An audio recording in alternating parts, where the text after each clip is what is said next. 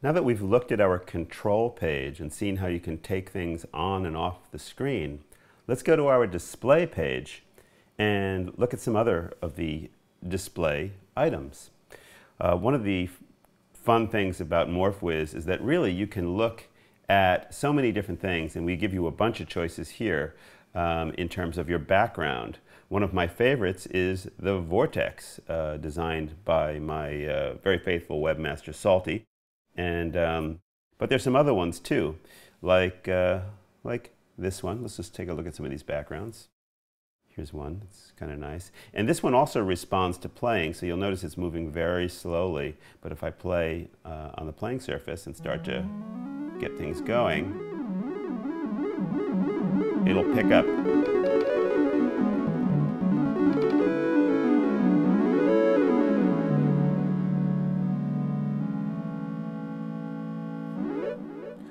So that's a nice thing. And you can also choose this one. This is quite pretty. Now you'll have to stare at this one, because ladies and gentlemen, this one is moving. I won't tell you what influenced this, but I'll just tell you if you keep staring at it, you'll notice that it really is moving. There's also this option, which is a nice subtle kind of ambient green, which is also kind of moving very slowly.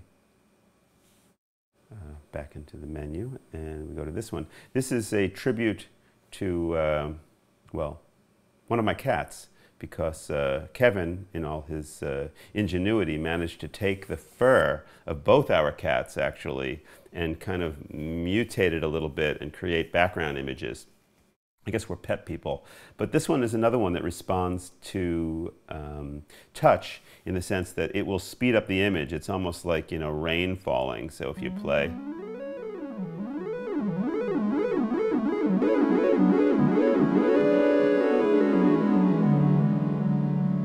it kind of looks like it's raining. And there you go. And then it slows down when you stop playing. And finally, the other image is of Kevin's beloved pet. And you can't see it too well, which will lead me to the next feature. It's supposed to be like a black, but I wanted it to be a little bit, you know, more than just a plain black, because things that are plain and boring drive me crazy.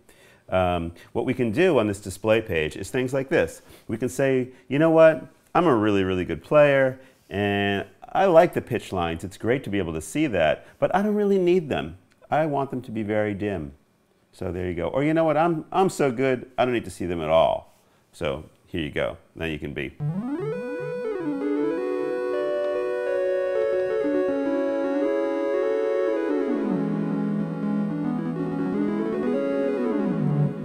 So that might be one of your options. And what's cool is when you're locked to pitch, we're still playing, you know, all the notes of the scale that's chosen, which is pretty nice. But let's turn on a little bit of the pitch lines so we can check them out.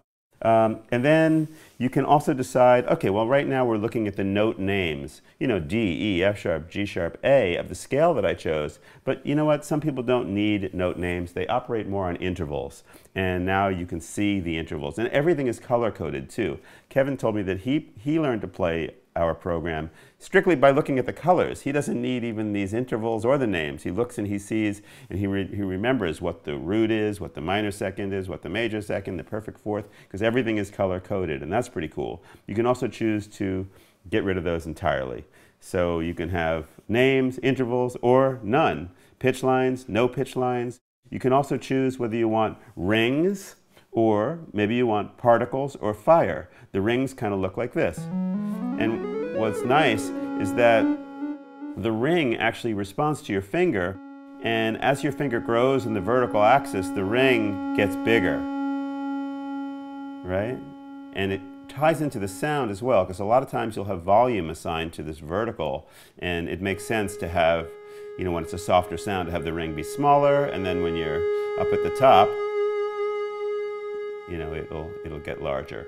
So one of my favorite ones is this new fire one. I was at the fireworks the other night and taking some pictures, because I was thinking, wow, wouldn't it be cool to have the fireworks be part of this program visually?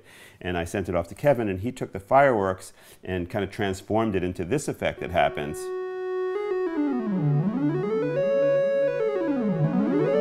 It's nice. Get it all spinning.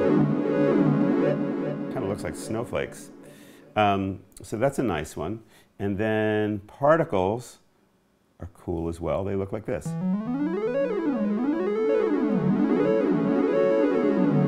Little dots on the screen that kind of drift away when you stop. So I like it, you know, when you have your fingers actually hitting the screen and you're getting some kind of a reaction. It's almost like a physical thing, and you can choose none as well.